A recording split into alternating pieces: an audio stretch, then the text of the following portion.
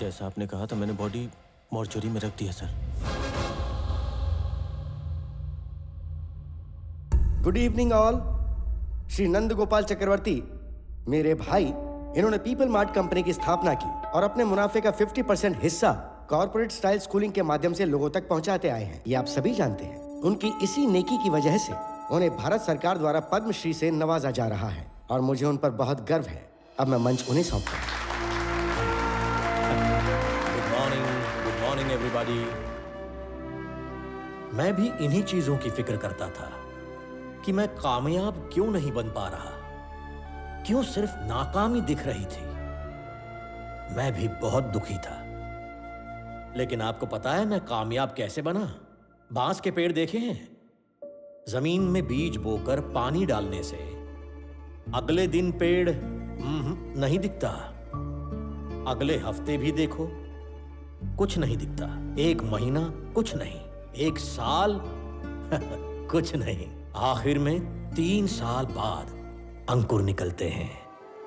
फिर जब वो बढ़ने लगता है तो कोई नहीं रोक सकता। आपको पता है 3 साल जमीन के नीचे क्यों रहता है? क्योंकि उसे जितना ऊपर जाना होता है उतनी ही नीचे उनकी जड़ें जाती हैं। कामयाब होने पर हमें सिर्फ आसमान दिखाई देता है, लेकिन उड़ने से पहले ग्राउंड वर्क करना जरूरी होता है। वो ग्राउंड वर्क ही है जो आपको कामयाब बनाएगा। Thank you. इसीलिए मेरा अप्रोच स्टेप बाय स्टेप होता है। मेरे पीपल मार्ट परिवार से मैं एक बात कहना चाहता हूं। मैं आप सबको यूं ही मेरा परिवार नहीं कहता। मेरी वाकई इच्छा है कि हम सब हमेशा एक परिवार की तरह मिलकर रहें। कैसे होगा मैं नहीं जानता। मैं बहुत जल्द मरने वाला हूं। I am suffering with neuro degenerative disease. Doctors ने मुझे मैक्सिमम 2 महीने दिए हैं। इस परिवार में बड़ा होने के नाते आपको यह बात बताना मेरा फर्ज था। I am living happily. I want to die happily. I am living successfully. I want to die successfully.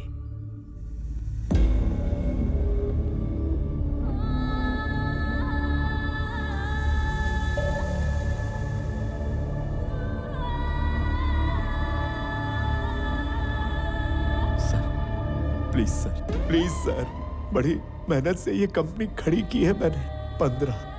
15 साल मेहनत की है मैंने। छोड़ दीजिए सर प्लीज। देखिए कुछ बोलिए, कुछ तो बोलिए भैया। इनसे कहिए ना ऐसा ना करें। इस तरह गिड़गिड़ाने का मन कर रहा है। जो राजा खुद को नहीं बचा सकता वो प्रजा को क्या बचाएगा? Am I right? जिसकी जेब खाली होती है उसे पैसे चाहिए, जिसकी जेब भरी हो उसे पावर चाहिए, पावर मिलने के बाद उसे पूरी दुनिया चाहिए। एक छोटी पर प्रॉफिटेबल कंपनी कुंवारी लड़की की तरह होती है। अगर सही वक्त पर उसकी शादी ना हो तो कोई भी भगा कर ले जाएगा। नंद कुमार चक्रवर्ती, जिन्हें भारत सरकार ने पद्म भूषण अवार्ड से सम्मानित किया है, उन्होंने हमारी पीपल मार्ट कंपनी के 50,000 शेयर्स अपनी वर्कर्स को बांट दिए हैं। मेरे पीपल मार्ट परिवार से मैं एक बात कहना चाहता हूं। इन 2 महीनों में सारे शेयर्स कंपनी में काम करने वाले सभी में समान बांटकर तुम सबको मैं अपने परिवार का हिस्सा बनाऊंगा। यानी इस कंपनी को संभालने वाला कोई नहीं है। मुझे इस एम्पायर को छीन लेना चाहिए। छोटे, 2 महीने में आने वाले तुम्हारे बर्थडे के लिए क्या गिफ्ट दूं वही सोच रहा था। करेक्ट गिफ्ट मिल गया।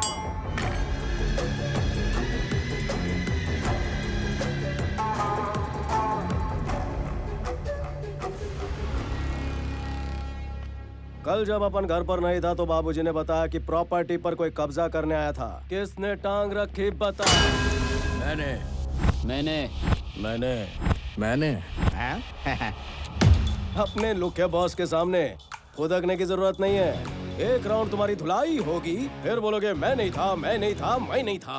अबे लोगों, अगर किसी को माफ करना है बोलना है तो अभी बोल दो, क्योंकि जब हाथ चलता है तो कान को सुनाई नहीं देता। हमारे इलाके में आके हम इसे शान पट्टी, हाँ तेरी तो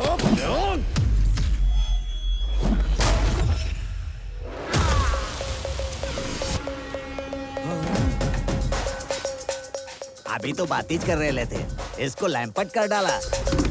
इसमें मेरे को विलन दिखाई दिया। हाँ दिखा तो। If I see a villain in you, you will see a hero in me. तेरे अंदर का विलन फड़का तो अपन के अंदर का हीरो धड़का। तो जब भी आता है अपन के सामने कोई विलन, नहीं होता उसका पुनर्जन्म। तू और तेरा हीरो दोनों यही मरेंगे। ये लोग है, सीख डायलॉग कैसे मारते हैं।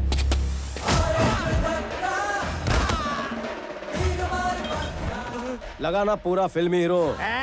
डर गया, हीरो के सामने विलन चिल्लाते नहीं।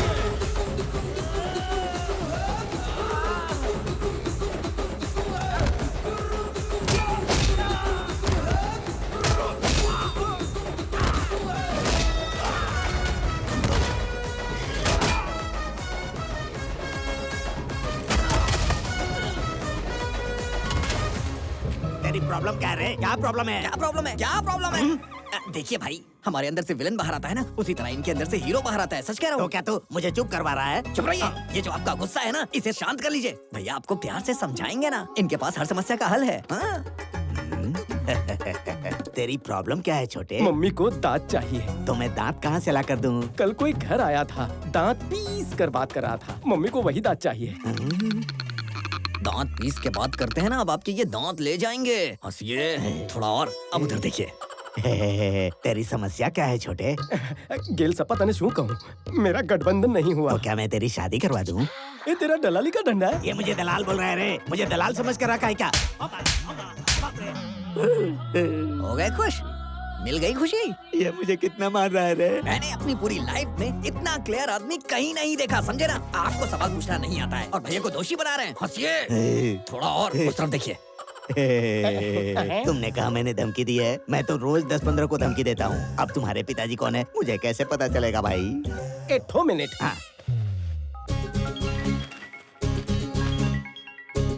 बापू छोड़ा, एक राउंड થઈ ગયો। गयो इंटरवल चल रहा है। क्यों रे? मुझे भी दिखाओ। देखना। अबे तू इसका बेटा है क्या? इस घर को हड़पने के लिए तेरे परिवार को खत्म कर देंगे। भुदक रहा है। अंदर का विलन भुदक रहा है। बॉडी के स्टोर रूम में वो ज्यादा टिक नहीं पा रहा है। कुलाटी मारकर बाहर आ रहा है। पकड़ रहे। ये राधा, बहुत दिन से बोल रही थी ना मेरे बेटे ने किसी की पिटाई नहीं की। देख देख देख। मेरा बेटा। अरे सुन, तेरे भैया आज फुल एचडी में मारने वाले, जरा आके देख तो सही।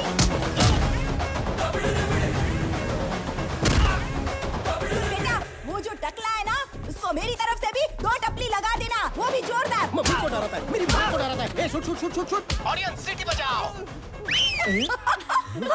ये क्या कर रही हो माँ जी? अपने बेटे को मत उकसाओ। आपको पता नहीं है कि गुंडों का इंश्योरेंस भी नहीं होता। इंश्योरेंस पॉलिसी नहीं तो पंगा क्यों लिया? बहुत टेढ़ा आदमी है वो। पहले धुलाई करता है, फिर सुखाता भी पता है। नहीं था, मेरा टाइम खराब है। अरे बाप रे, टाइम से याद आया। बेटा तेरे को ऑफिस नहीं जाना है, देर हो जाएगी। अरे धुलाई में बहुत मजा आ रहा था माँ। इसे छोटी सी वार्निंग देकर कल्टी लेता हूँ। जय श्री कृष्ण।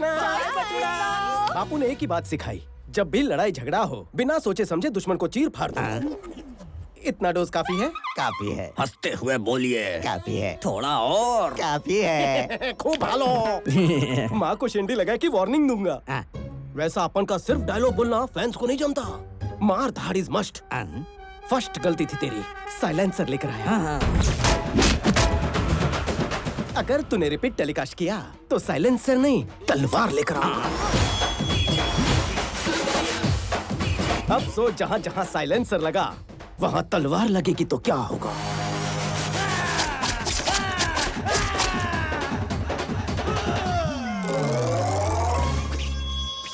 कट गया। थैंक गॉड, मैं तलवार लेकर नहीं आया, वरना गब्बर आज ठाकुर बन जाता। हाथ धोने के काम आते हैं। यूज देम, समझा?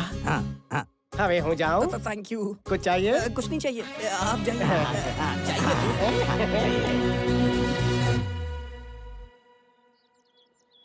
आनंद कहाँ है? तैयार हो रहा था।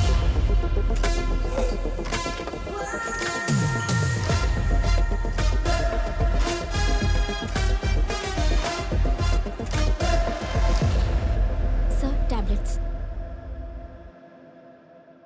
वाइजैग में कोई इशू हुआ था? सर वो वाइजैग में हुआ क्या था?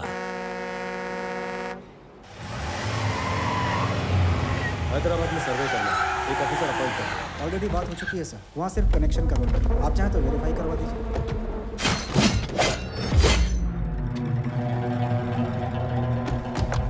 कौन हो तुम? तेरे 200 एकड़ पर हमने जैसे ही पैर रखा तो तुमने पूछ लिया कि कौन है हम। 682 स्क्वायर किलोमीटर के इस वाइजाग शहर में तुम आए, हजारों लोगों को नौकरी दी, करोड़ों का प्रोजेक्ट बनाया और यहाँ के लोगों के नेता से पूछा तक नहीं तुम्हें यहाँ आने की परमिशन किसने दी? प्लीज सर, शांत हो जाइए, बैठकर बातें करते हैं। शुक्र मनाओ कि हम बात करने ही आए हैं, वरना ना तो ये आदमी होते और ना ही तुम जिंदा होते। क्या कह रहे हो? मेरी बात तो सुन लीजिए। पहले मेरी बात तुम सुनो। जब तक तुम्हारी ये कंपनी यहाँ है, पूरे बिजनेस का 10% हमको मिलना चाहिए। सर, लोगों की मेहनत से कमाए पैसे मैं आपको ऐसे मुफ्त में देकर उनका अपमान कभी नहीं कर सकता। I am sorry sir. वहाँ 50 लोग थे और इसने हाथ भी नहीं उठाया तो ये वहाँ से बाहर कैसे निकला? पिताजी हमेशा एक बात कहते हैं, दो इंसानों में जब झगड़ा हो तो पहले हाथ उठाने वाला कॉमन मैन होता है, लेकिन जो टेबल पर बैठकर बातचीत से हल निकाले वो बिजनेसमैन होता है। कंपनी में काम करने वाले गद्दार लोगों में अगर थोड़ा सा भी दिमाग होता तो आपकी ही भलाई सोचने वाले कंपनी के मालिक की तरफ आप सब होते, ना कि आपको धोखा देने वाले के साथ। ये सिर्फ आपको खर्चा पानी दे रहा है, तरक्की का लालच देकर आपका इस्तेमाल कर रहा है, लेकिन आपके बुढ़ापे की सिक्योरिटी के नाम पर कुछ नहीं हो रहा है। जरा सोचो, तुम लोग जो भी कर रहे हो बच्चों के लिए ही ना। कल जब वो डॉक्टर इंजीनियर बनेंगे तो क्या कहेंगे, मेरे पापा ने 10 लोगों को मारकर फीस भरी। तुम सब ये छोड़कर ईमानदारी से पैसे कमाना चाहते हो, लेकिन तुम्हारा बैकग्राउंड देखकर तुम्हें नौकरी कौन देगा? मैं दूंगा। अगर तुम इज्जत से जीना चाहते हो तो तुम सबको नौकरी देने का भरोसा मैं देता हूँ। रोज सिर्फ 8 घंटे का काम, आधी रात को आने की जरूरत नहीं है। 60 साल की उम्र तक काम करो, उसके बाद तुम्हें कंपनी पेंशन भी देगी। मरते दम तक किसी पर डिपेंड रहने की जरूरत नहीं है। मेरी कंपनी को डिलीवरी बॉयज चाहिए। इस शहर की हर गली और कोने को तुमसे बेहतर कौन जान सकता है? सोच कर देखो। रोज तुम लोग गुंडागर्दी करते रहते हो, ना ही इससे तुम्हें खुशी मिलती है ना ही घर वालों को। अगर फिर भी तुम्हें सिर्फ इसकी गुलामी करनी है तो मुझे यहाँ से निकाल कर दिखाओ। तुम लोग खड़े होकर इसकी कहानी क्यों सुन रहे हो? जाओ मारो इसको।